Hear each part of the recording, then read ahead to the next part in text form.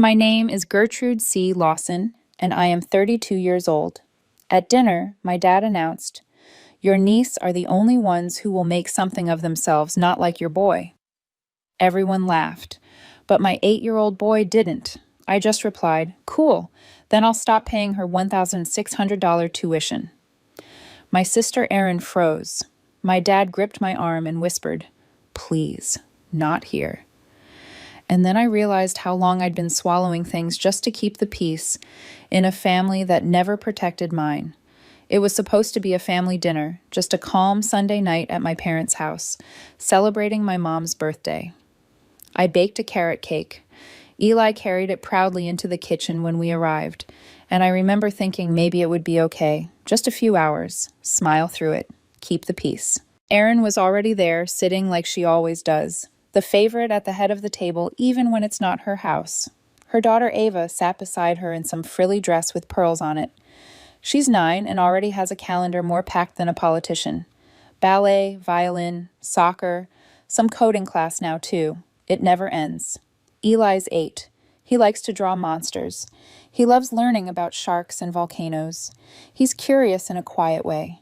And maybe that's not something you can show off at a dinner party, but I see the way he thinks, the way his brain works. He's my entire world.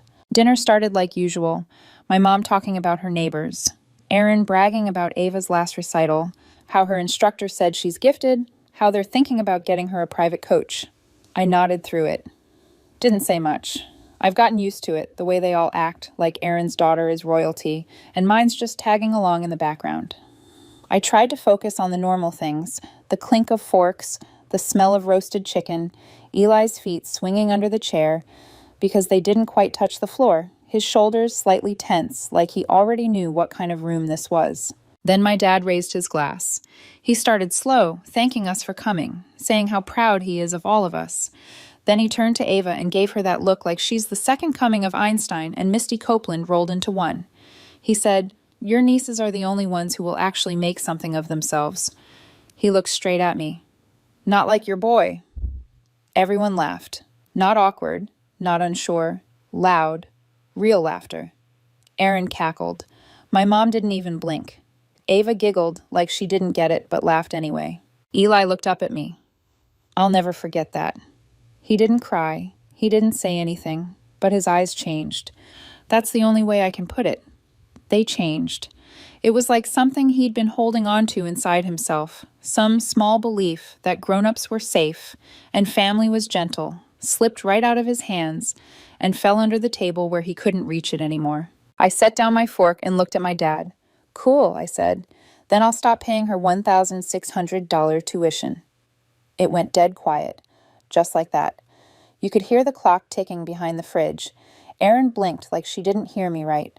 My mom opened her mouth, then shut it again. My dad leaned toward me and gripped my arm. I didn't look at him, but I heard him whisper, "Please, not here." So I said, "Nothing." Erin leaned back and gave me this half smile. "Come on. It's not about the money. It's about raising kids to actually do something. Ava has drive. Your son just kind of floats around." I could feel my heartbeat in my jaw. I looked at Eli again.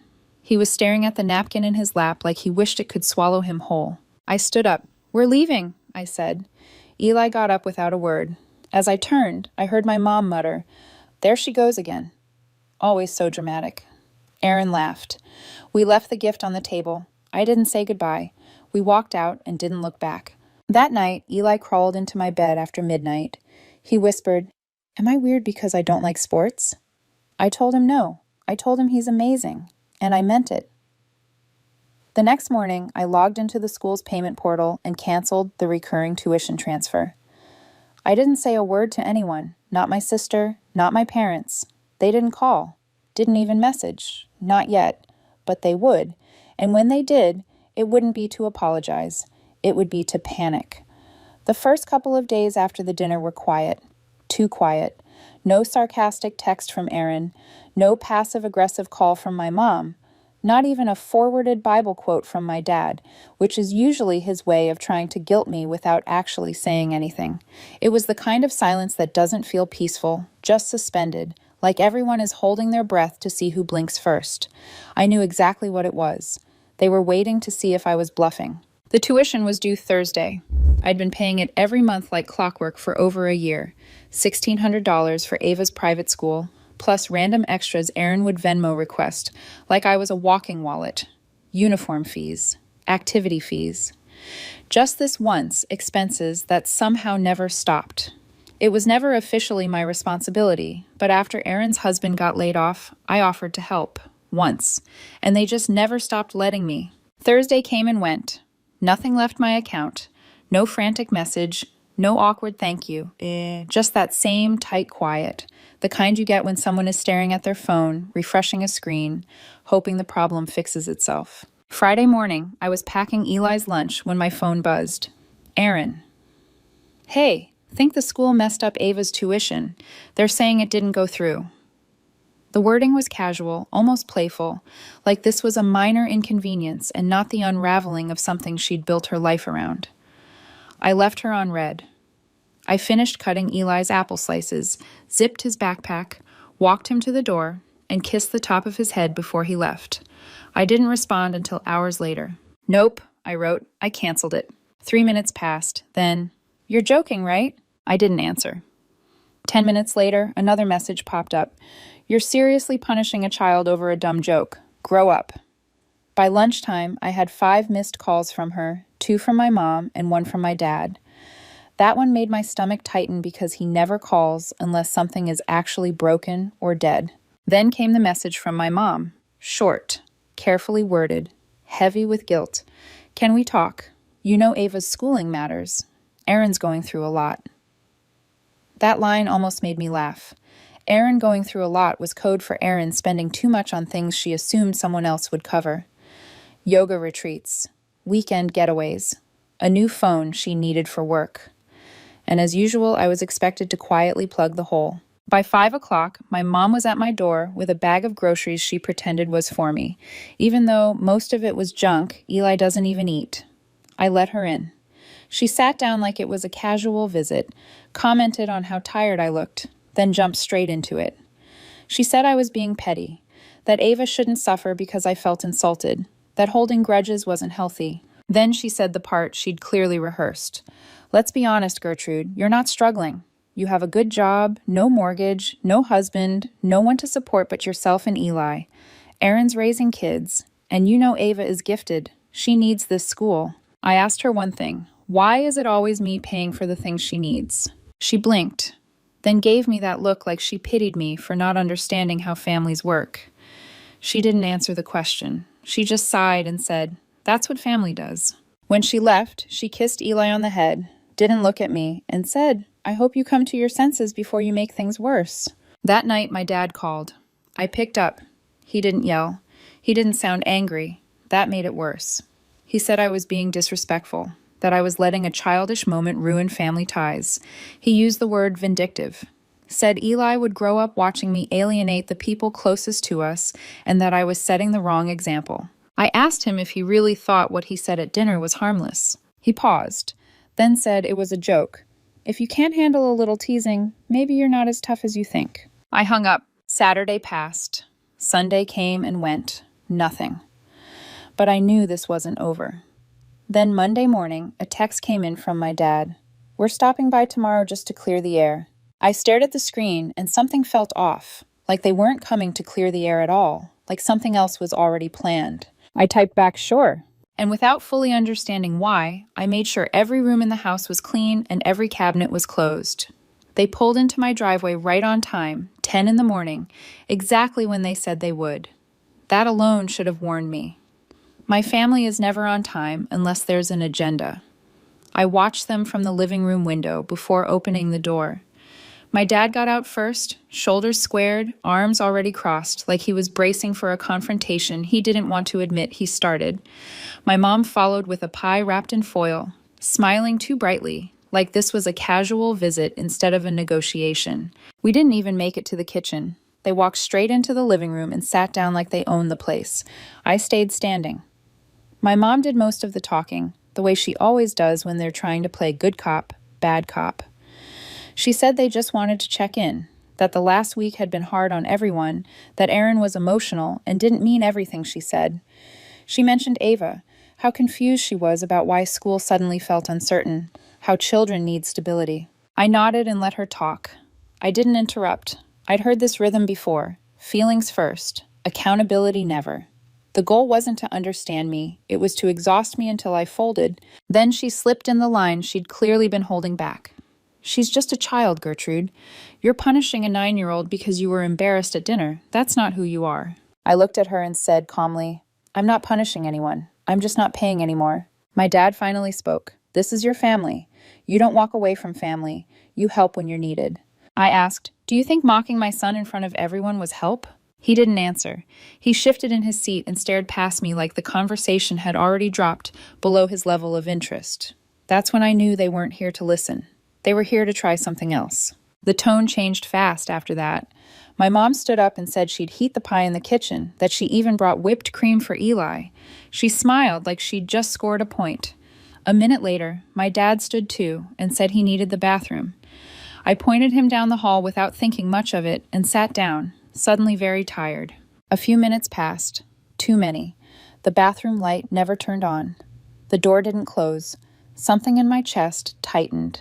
I stood and walked down the hall. He wasn't in the bathroom. He was in my bedroom. My dresser drawer was open, the one I kept closed out of habit. He was holding the envelope I'd hidden beneath a stack of old t-shirts. Emergency cash. About $1,000. Money I'd been setting aside quietly for months in case the car broke down or Eli needed something I couldn't cover right away. I stood in the doorway. He froze. For a second, neither of us said anything. Then he looked at the envelope, looked at me, and slowly put it back like this was all some misunderstanding. He stepped around me and walked past without a word. When I followed him back into the living room, my mom was standing by the stove, the pie still untouched. She looked at both of us, and I understood immediately. She already knew. This wasn't a coincidence. It was coordinated, a distraction and a search. I told them to leave. I didn't raise my voice. I didn't explain. I just said, you need to go, now. They didn't argue. My dad grabbed his keys. My mom didn't say goodbye. I locked the door behind them and slid down onto the hallway floor, staring at the carpet while everything settled into place. It wasn't about the money. It was about what it meant, that they saw what I had, even what I kept hidden, as something they were entitled to, that they would cross that line without shame, because I'd always been the one who paid, the one who fixed things, the one who made it easier for Erin to keep falling without hitting the ground. That night I texted Erin, figure it out. I'm done. She replied less than a minute later, unbelievable. You're seriously going to let a child suffer just to prove a point over a joke. I've always known you were jealous, but this is a new low. I didn't respond. I walked into Eli's room instead. He was asleep, tangled in his blanket, one hand resting on his open notebook. Sharks again. He'd drawn a great white with a speech bubble that said, don't mess with my mom. I sat on the edge of his bed and made a promise right there in the dark. I wasn't going to let them touch one more part of our life. Not through guilt, not through shame, not through fake visits or quiet searches. Whatever this was becoming, I was done playing nice. I didn't plan the next move. I didn't sit down and map it out or rehearse what I was going to say. I woke up the next morning, made Eli his breakfast, packed his lunch, and folded a load of laundry like it was any other day. Halfway through matching socks, something in me just clicked. Not anger, not panic, just a clean, quiet certainty. I needed the weight off my chest, and I needed it now. So I got in the car and drove to my parents' house. I didn't text, I didn't call. I knew Erin wouldn't be there. Tuesdays were always Ava's soccer practice, followed by tutoring. The two things I used to fund without thinking. The irony wasn't lost on me. I was finally going back to the place where all the guilt had grown roots, and my sister would be off kicking balls and practicing vocabulary words I'd probably paid for last semester. My mom opened the door and smiled like I was a surprise guest dropping by for tea. Well, look who finally came to her senses, she said. I walked right past her without a word and into the kitchen. My dad was at the table, coffee in one hand, scrolling on his tablet. He didn't look up. Took you long enough, he said. Let's get past all this. I stayed standing. I'm here for my spare keys. That made him look up. My mom made a small sound behind me, disappointment mixed with disbelief, like I'd just said something obscene. You can't be serious, she said. Gertrude, don't be dramatic. Where are they? I asked. She crossed her arms and stared at me, testing how far she could push it. Then she sighed, walked down the hallway, and came back with a small ceramic dish, the kind she used to keep peppermints in. Inside were the keys. My keys, the front door, the garage remote, even the old gate key I barely remembered giving them years ago. I took them all and closed my hand around them. I don't want you letting yourselves in anymore, I said. Not for surprises, not for favors, not ever. My dad stood up then. So that's it, he said. One dinner, and you throw away your whole family. You didn't just insult my son, I said.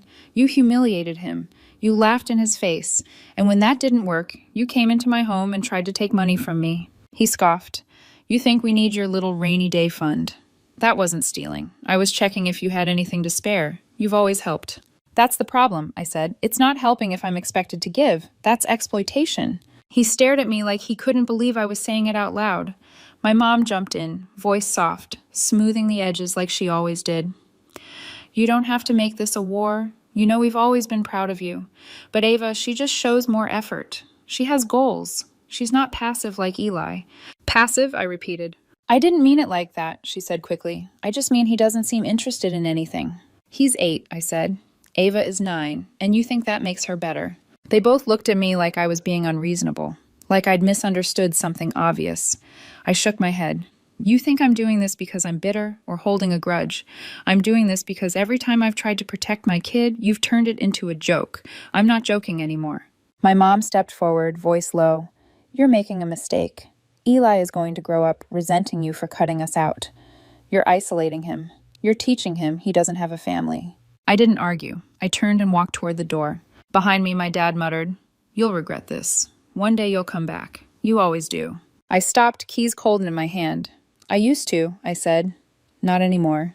I left without another word. Later that night, Aaron posted a vague status online. Something about bitterness and jealousy and people who would rather let a child suffer than admit they're wrong. I didn't react. 10 minutes after that, she texted me. So this is really what you want? To go full psycho and burn everything down. Enjoy your quiet little life. You'll be forgotten before Ava hits high school. I stared at that message for a long time, not because it hurt, but because it confirmed something I needed to know. To them, my boundaries were an attack. My silence was betrayal. My love for my son was an inconvenience. If that made me forgettable, I was fine with that. I thought taking the keys would end it. Not with apologies or understanding, but at least with distance. I truly believed that once they realized I wasn't bending, they'd retreat, lick their wounds, complain about me behind closed doors, and move on to the next family drama that didn't require them to look in a mirror. I was wrong. At first, it was just noise. Aaron posted another vague status online about relatives who sabotage out of jealousy. My mom sent a text like nothing had happened. Just checking in. Hope Eli is doing well. The next day, another one. I baked your favorite. Want me to drop some off? I didn't respond. I let the messages sit there unread, like unopened mail I'd already decided to throw away. Then the calls started coming from numbers I didn't recognize. The first one was the ballet studio. The woman on the line sounded polite but cautious. She said there had been an issue with Ava's payment method, and they were just confirming whether I'd be fixing it. I told her calmly that I was not responsible for any future payments, and that she should contact Ava's parents directly. She thanked me and hung up. An hour later, the school's administrative office called. Same tone, same careful phrasing, same expectation that I would step in and quietly make the problem disappear. I repeated myself, this time more firmly, making sure it was clear and on record. I was not paying. I had never agreed to be legally responsible. Any future communication needed to go through Erin and her husband. By the third call from Ava's tutor, I understood what was happening. When guilt didn't work, they were trying pressure through institutions. They wanted me embarrassed, cornered. They wanted me to cave just to make the calls stop. That part didn't scare me. What came next did. It was a Thursday evening. I'd worked late, and Eli had already eaten. He was at the kitchen table, drawing, while I went into my bedroom to change. As soon as I walked in, something felt off. Not dramatic, just wrong in the way you know when something has been moved, but you can't immediately say what. My nightstand drawer was open, just an inch or so, but I never leave it open. Ever. I always push it shut all the way. Eli once spilled juice inside it, and I've been obsessive about it since. That was the first red flag. The second was the smell. Faint, but unmistakable. Cheap aftershave. The kind my dad wore too much of. The kind that lingered in rooms long after he'd left. I checked the rest of the bedroom. Nothing missing. The envelope with the emergency cash was still there. Then I walked into the hallway and toward the door leading to the garage. It was locked, but the bolt was scuffed, scratched. Not broken, not forced, like someone had tried to be careful and failed just enough to leave a mark. My stomach dropped when I remembered something. The week before, I'd had a plumber over. I'd left the garage side door unlocked while he worked. That same afternoon, my dad had stopped by to drop off a package and seemed irritated when I wouldn't let him inside. At the time, I thought nothing of it. I went to check the garage camera feed. The screen was black, not frozen, not buffering, disconnected. The cord had been unplugged from the wall. Someone had been in my house. They hadn't knocked. They hadn't called. They hadn't come to talk. They'd come in quietly, like they'd done it before, like they still believed they had the right. I didn't sleep that night. I stayed on the couch with one eye on the front door, listening to every sound. Every car passing outside made my heart race. I watched Eli breathe in his sleep and felt something shift from anger into something colder and sharper. This wasn't just about money anymore. This was about safety. The next morning, I moved like someone who already knew what had to be done. Not rushed, not panicked, just deliberate. I dropped Eli off at school like always, smiled at the teacher, waved until he disappeared inside, and only then did my hands start to shake. I sat in the car for a full minute, breathing through it, before driving straight to the hardware store. By noon, every lock on my house was changed. Front door, back door, garage. I upgraded the security system too, the kind with cloud backups that can't be unplugged without triggering an alert. I paid extra for same-day installation and didn't even flinch at the total. Peace is expensive, but fear costs more. That afternoon, I called the school, the ballet studio, and the tutor again. I made sure every record was updated, my name removed permanently. I asked them to note in their systems that I was not an emergency contact and not authorized for payments or decisions. Then I called Eli's school and updated the pickup list. My parents' names came off. No exceptions. It felt surreal, like I was dismantling a life I'd spent years quietly building for other people. Then I did something I never thought I'd do. I filed a police report. I didn't accuse anyone directly. I just stated the facts. Possible unauthorized entry, evidence of tampering, security equipment disconnected. When the officer asked if I had any suspicions, I met his eyes and said, "I have some people in mind." He nodded like that was all he needed to hear. That night, as I tucked Eli into bed, he looked up at me and asked, "Mom, are we mad at Grandma and Grandpa?" I sat on the edge of his bed and chose my words carefully. "We're not mad," I said. "We're just keeping our distance." Why? Because they weren't being kind to us. And sometimes, even when someone is family, if they keep hurting you, you have to walk away. He thought about that for a second, then nodded. "I think they were always kind of mean to you." That almost broke me. The next day, a letter showed up in my mailbox. No return address.